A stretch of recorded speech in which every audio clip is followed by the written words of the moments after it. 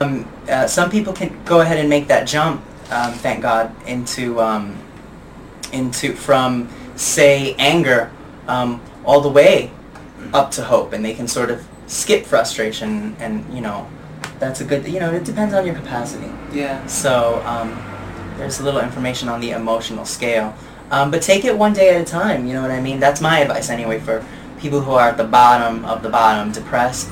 Just go ahead, climb out of that nasty hole. That's kind of how I look at it, and work your way up. And if at some point, maybe from anger, you can go all the way to happiness, then cool, because you never know how things can turn out. You can do the flip. You can do the 180 turnaround or whatever. It is possible. Some pretty good information there. And you had something very good information. And it's kind of interesting the way that you present it, because, I've actually seen it presented that way before, and it usually works that way. But what's kind of interesting here was it went the opposite way for me in this particular instance. Because I'm a person of opposites, so I always tend to do things in the reverse order. Because you started out confident, and you started out, I'm bigger than this. I did. My initial reaction to the whole scenario was, whatever. Which is true, because you're godly. Exactly. You don't have to buy into the illusion. Well, we don't have to buy into the illusion, but but it's easy. It's very easy to disconnect from source, and I'm trying to show the fragility of that. How easily it can happen, especially for someone as evolved as me, darling. So it's at this point, that I'm full of resentment and blame, and I'm depressed. And I get really, really depressed, and I was speaking to a friend of mine on the telephone, and I was just totally out of sorts. And he had even said, he said that he visualized, me up against the wall and just like totally dumbfounded, which I tend to do that. I tend to become very, very quiet when I'm in a situation that I don't really know what to do. I mean, I was at a state of desperation at this point. You know what I'm saying? So I got to, I went back to my office and I shut the door, and I don't have any ceiling on my office, so I don't know why I bothered to shut my door, but I did. And I just sat at my desk and I was just like, I just don't know what to do. And then I got a text message from my friend, and my friend, was basically, the text message was just basically like, get over it, snap out of it. And it just dawned on me at that point, I was like, this is ridiculous. I have really, really spun out of control on this. I went from thinking, who cares, and I'll take care of it, to being this totally confident person, to what I would call a victim. A victim of my own mind, a victim of my own ego. That's probably how your friend saw you, and he probably couldn't take it. My friend did see me that way, and it's great to have friends like that who can really see you that easily and that clearly, because they can point things out to you very quickly. But the first thing that went through my mind was, I am not a person who lives in the dark. Yeah. I live in the light, so it was like. And then I kind of felt a little bit of shame at that point, because I was like, how, what's wrong with you? Why are you walking around carrying on like this? You are insane. Yeah. I actually thought to myself, you have gone insane. You have bought into the illusion. You think that these people are bigger than you. You think they're out to get you. Everybody's against you. It's ridiculous, right? And it was at that point that I came back to my favorite phrase. You know what my favorite phrase is? Choose again. Choose again. It's always been And a I favorite. thought to myself, the road you're on right now, the way you're going, if you keep going this way, it's going to be all that much harder to get back to where you were before. And I know that kind of dwells on the past, but I'm actually thinking in terms of the present. And I was actually thinking in terms of bringing myself back in to the present moment. Right. Okay?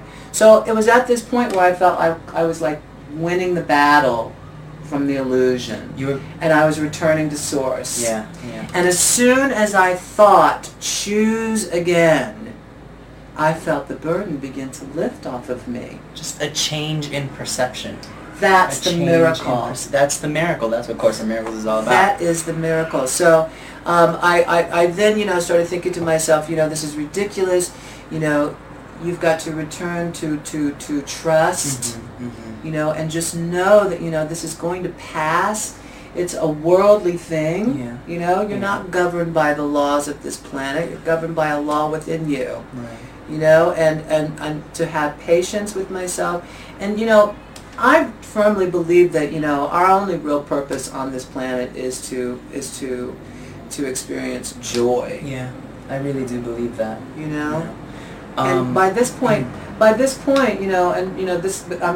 be the end of my story. And so I at that point was thirsty for trust, patience, and joy, and it occurred to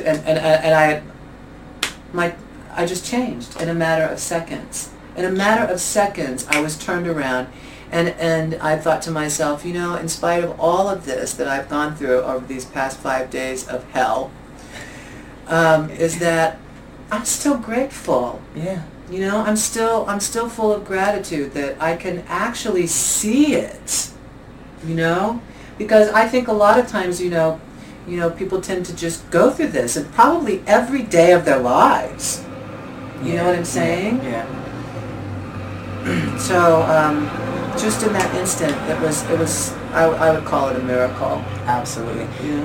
What's awesome too, to me, speaking of emotional scale, is that you seem to be one of those people that you were able to make that jump from the bottom too, from depression, no less. You know what I mean? And you made it, although I'm not sure where you made it up to, but you definitely passed anger and frustration, as far as I'm concerned, I think. And I took that's the a power nice back. jump. Yeah. I took the power back, because it was just in that, in that thought, which, I'm always running around telling people, choose again. Yeah. And they're like, what the hell are you talking about? But, but I know, my mind is triggered by that phrase, Yeah. Well, I'm not going to focus on sadness, but I'll say that sometimes I think it's a little sad that most people don't believe that they have the power. Well, I won't say most people, but there's a lot of people out there that don't believe that they have the power to choose again. They think they're helpless. You have the power to choose again, heaven or hell.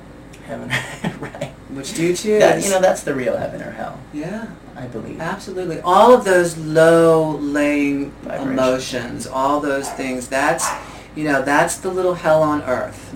Yeah. You want to live in hell, hail. I always call it hail. You want to live in hail. There it is. You have to weather the storm. If you want to live in heaven, you have to choose again. Choose again. And, go with that beautiful feeling that resonates with you, that really resonates with you.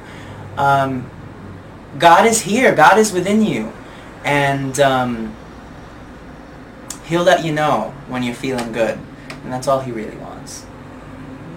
He'll let you know when you're feeling hot. He'll let you know when your hand is on the stove and your hand is burning. Go ahead and use that contrast to take your hand out. Right. Choose again. You want to take your... Yeah. It's interesting that, you would mention contrast, because, now, it's been a day since, I've gotten over all of this. Yeah. And now I look at it like, that was the contrast. It was to show me how far I've actually come. Yeah. It was to show I had to go through that. I don't regret going through it. It was a little 5 days of, Let's use that contrast to 5 days of torment. But I'm grateful for it now. Awesome. So you have used that contrast for your for the best purpose. Yeah. That you can use it. To regain my sanity. Right. So there you go. So we'll do a follow-up, and we'll definitely keep you updated on, the court trauma and all that. Yeah, awesome. As it unfolds. So thank you for sharing this story with us. It's a very personal story. Yeah. So thank you. Well, my pleasure. That's what we're here to do.